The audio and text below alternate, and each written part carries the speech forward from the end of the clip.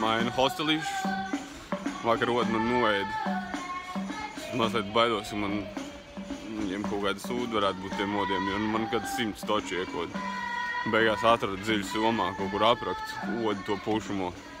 Likās, ka es viņas pazaudējis, sapūtos, bija bijuši labāk, bet nu tik un tā. Viss ķermeņa daļiņas, sakot, viss. Tuvākais hostelīts 300 metri. Ievākšos tur. Cerams, ka būs labāk. Šitien internets diezgan švaks un tāds pavecs. Un odu vienkārši, daļ odiem es pārvācos, tā jau būtu ok, varētu palikt mierīgi.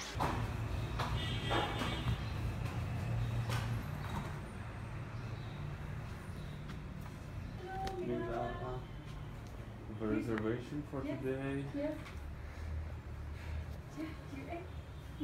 Okay.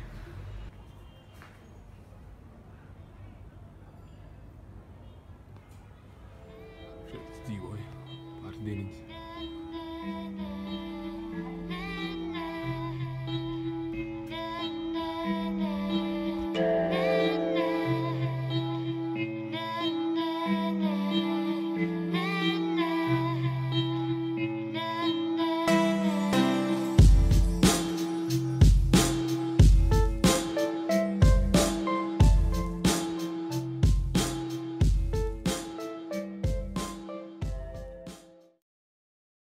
Atnācis uz naktas tirdziņu. Pilnībā neko nesaprotu. Sushi.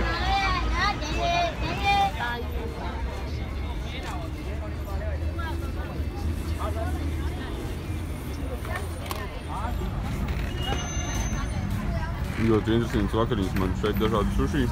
Un šeit vienkārši kraukšķīgi jau vistiņi. Un ūdens.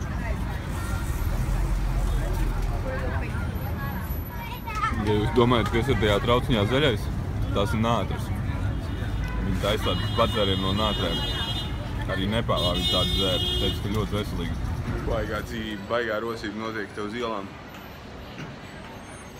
Tieši Chinatowns vidū dzīvoju. Pulsums te nebūs nemaz pa nakti. Tomēr jāaiziet mazliet ielās šodien. Jāpafilmē, jāpaskatās, kas notiek.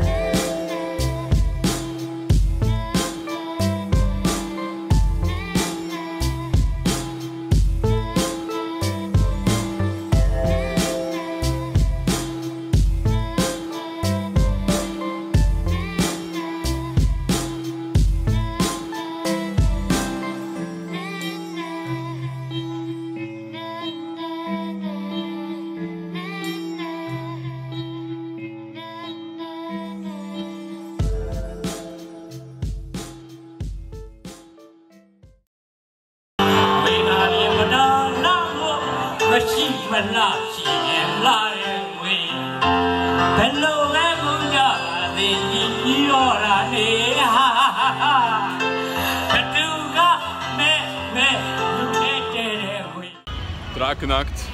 Rītdien būšot īstās svinības.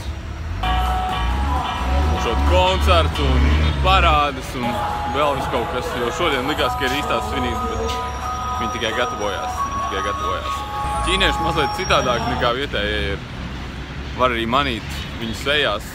Es kaut kā redzu, var atšķirt viņas sejas vibes citādāk tās acis. Grūti tā izskaidrot kā, bet kaut kā vienmēr var atšķirt ķīnieši no burmiešiem vietējiem. Un arī viņa tā mentalitāte, viņi baigi turās baros, ķīnieši ļoti baros turās. Viņi, negribās tā teikt, bet viņi ir nepieklājīgāki. Viņi vairāk domā pa biznesu, pa savu labumu. Un to var arī just ar viņiem kaut ko tirgojoties. Viņi neizmanto tik daudz paldies, nesmaid tik daudz, vienkārši jā, pērc šitik, lūdzu ņem naudu, paldies, dodies. Vietējie daudz vairāk smaidīs, paprasīs, no kurienes tu esi. būs draudzīgāk, ļoti priecāsies par to, ka tu visu samaksāsi, ja iedos tipu, viņi būs pārlaimīgi. Ķīniešiem tas tā pašsaprotam kaut kā un tā. Tikko bija ar 2 vietējiem jauniešiem pasēdēt, vienam 25, vienam 19. Pienāca mans klāts, sāka pļāpāties, bija interesanti viņiem ar ārzemnieku pačuloties. Aizgājām iedzert āliņu. Jaunākais Džeks nedzēra, bet 25-gadīgais iedzēra āliņu un viņš jau teica, ka viņš daudz pirms tam iedzērs un sadzērās.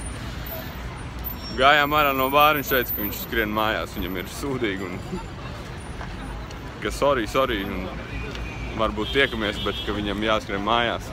Paķēra mazo brāli un varbūt vēmta aizskrēja. Nezinu, viņš teica, ka viņš pa daudz iedzērs, izstījās ar tāds dizī, aizskrēja mājās čučet.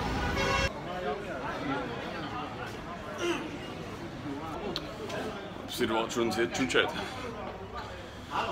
Ķīnieši apskatīti, Chinatowns apskatīts.